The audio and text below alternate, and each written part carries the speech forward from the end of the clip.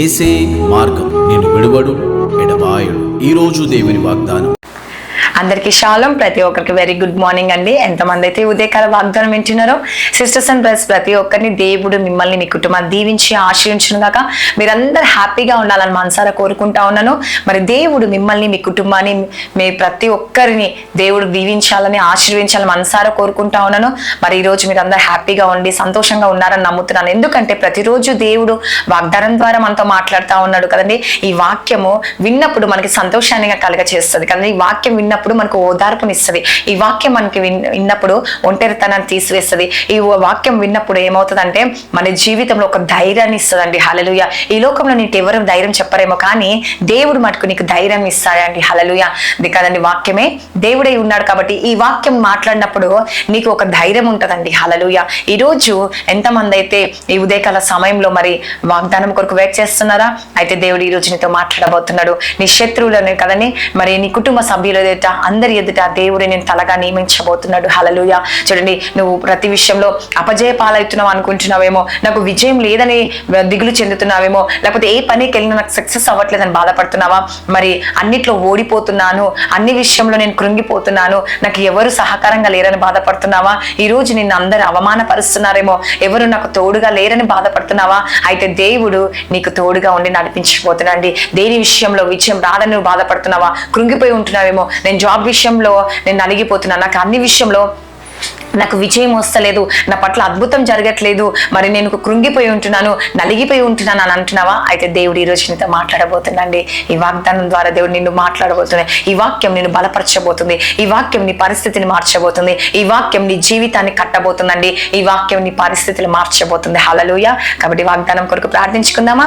స్తోత్రం. పరిశుద్ధాత్ముడు యేసయ్య, వాగ్దానం ద్వారా మీరు మాట్లాడి బలపరిచి స్థిరపరచమని యేసు నామంలో అడుగుచున్నాను తండ్రి. ఆమేన్. హల్లెలూయా. ఈరోజు మరి మీరందరూ హ్యాపీగా ఉన్నారని నేను నమ్ముచున్నానండి. ఎందుకంటే ఈ వాక్యము నీ జీవితాన్ని మారుస్తుంది. ఈ వాక్యము నీ పరిస్థితిని మారుస్తుంది.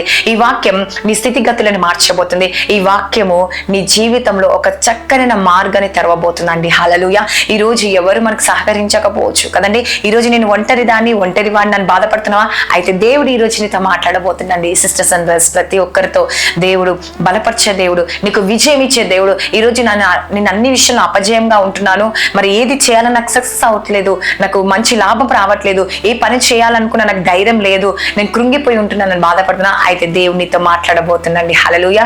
ఈ రోజు దేవుడు వాగ్దానం ద్వారా నీతో మాట్లాడబోతుంది. ఇర్మియా 1వ అధ్యాయం 18-19 వచనంలో ఏమని సెలవిస్తా ఉన్నాడంటే, ఈ దేశం అంతటిలో నీవెక్కడికి పోయినను ప్రాకారము గల పట్టణము గాను ఇనుప స్తంభము గాను. హల్లెలూయా. చూడండి, దేవుడు ఏం సెలవిస్తుంటే, ఈ దేశంలో నీవు ఎక్కడికి పోయినను, అది ఈ దేశంలో విలేజ్ కావచ్చు, ప్రతి ఒక్క ప్రాంతం కావచ్చు, అబ్రోడ్ కావచ్చు, ఏదైనా కావచ్చు అండి, ఎక్కడికైనా మీరు వెళ్ళండి. హల్లెలూయా. ఈ దేశంలో నువ్వు ఎక్కడికి వెళ్ళండి, ఈ ప్రాంతంలో ఎక్కడికైనా వెళ్ళండి. దేవుడు ఏమంటున్నాడు, దేశం అంతట్లో నీవు ఎక్కడికి పోయినను. ఎంత చక్కగా మాట్లాడుతుండండి ఈరోజు దేవుడు మీతో. ఎక్కడికి మీరు వెళ్ళినా అంట, నువ్వు ఎక్కడికి వెళ్తున్నావు? ఈరోజు బిజినెస్ పని నిమిత్తం వెళ్తున్నావా?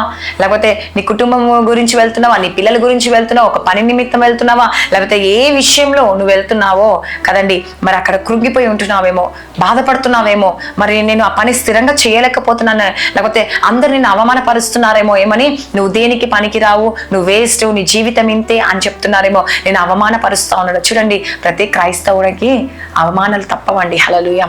చూడండి, అనుకుంటా ఉంటారు, నేను దేవుణ్ణి నమ్ముకున్నాను కదా. చాలా మంది నాకు క్వశ్చన్ వేస్తా ఉంటారు, అక్క నేను దేవుణ్ణి నమ్ముకున్నాను కదా, నేను ఇంతగా నీతిగా ఉన్నా కదా, ఇంత యథార్థముగా ఉన్నాను కదా, ఇంత పవిత్రంగా ఉన్నాను కదా అక్క, మరి ఎందుకు నాకు నిందలు, నాకు ఎందుకు అవమానాలు, ఎందుకు నా సమస్య ఇలా ఉంది, నాకు ఎందుకు ఈ బాధ ఉందని చెప్పేసి బాధపడతా ఉంటారు. హల్లెలూయా. కానీ దేవుడు ఈ రోజు నీతో మాట్లాడుతున్నాడండి.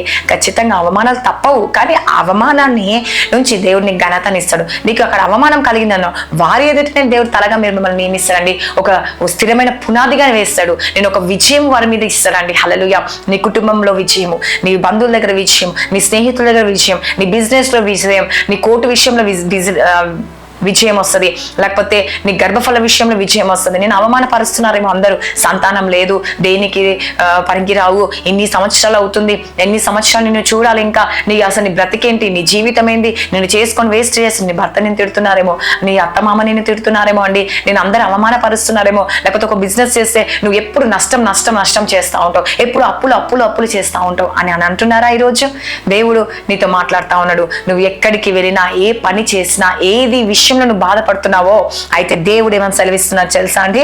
ఏమంటున్నావు? ప్రాకారం గల పట్టణము గాను, ఇనుప స్తంభము గాను, ఇత్తడి గోడలు గాను ఉండునట్లు ఈ దినము నేను నియమించబోతున్నాను. హల్లెలూయా.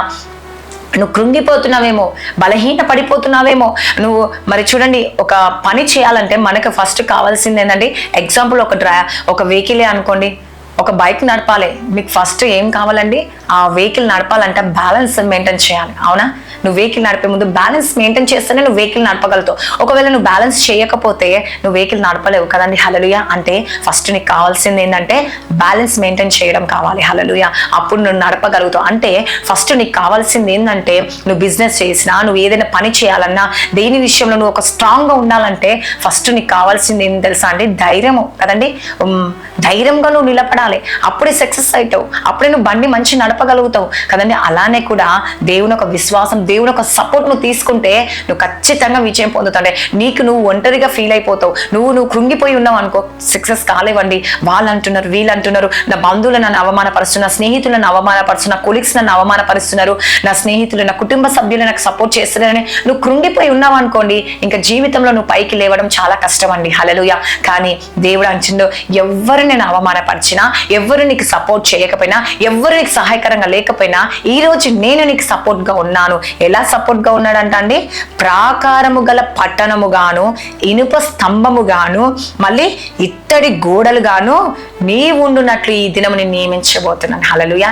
అది బిజినెస్ లో కావచ్చు, జాబ్ లో కావచ్చు, స్టడీస్ లో కావచ్చు, లేకపోతే నీ కోర్టు విషయంలో కావచ్చు, లేకపోతే నీ ఆరోగ్యం విషయంలో కావచ్చు, నీ బలహీనత విషయంలో కావచ్చు, లేకపోతే ఇంకా ఏదైనా కావచ్చు అండి.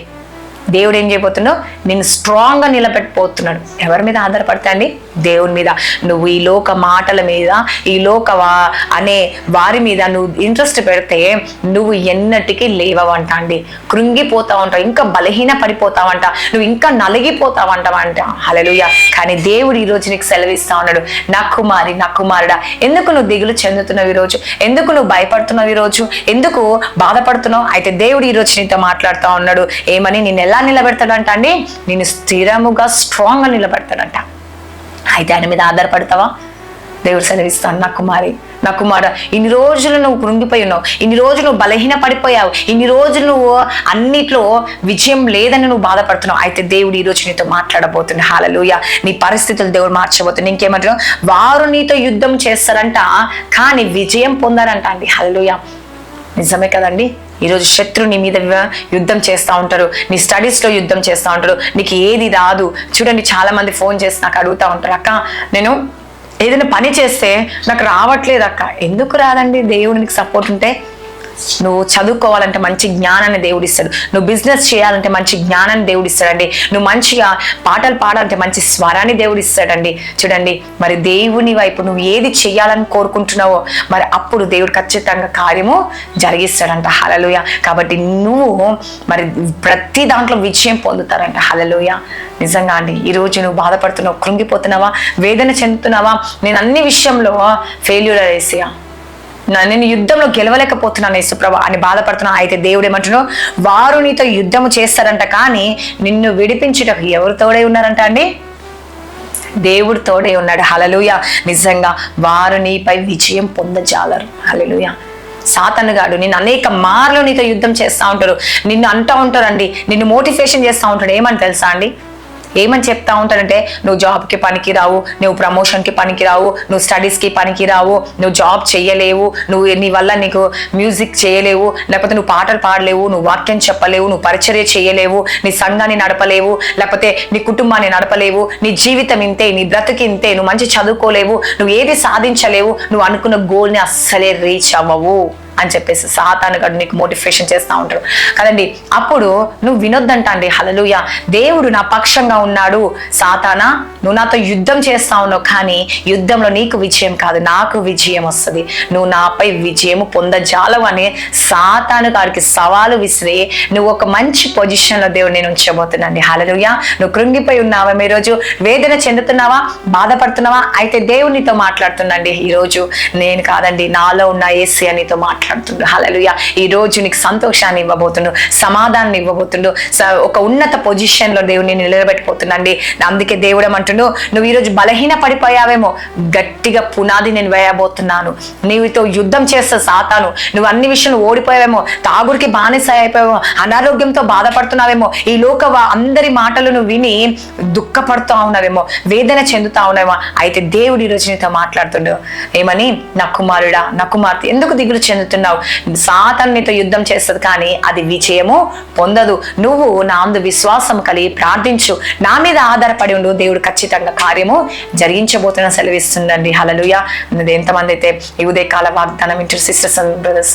వాక్యం వింటున్నావా? అయితే దేవుని పరిస్థితులు మార్చబోతుంది, నీ స్థితిని దేవుడు మార్చబోతుండు, నీ గతిని దేవుడు మార్చబోతుండు. ఎంత నిజంగా అండి, ఈ వాక్యము ఓదార్పునిస్తుందంట, ఈ వాక్యము నేను ధైర్యపరుస్తుందండి.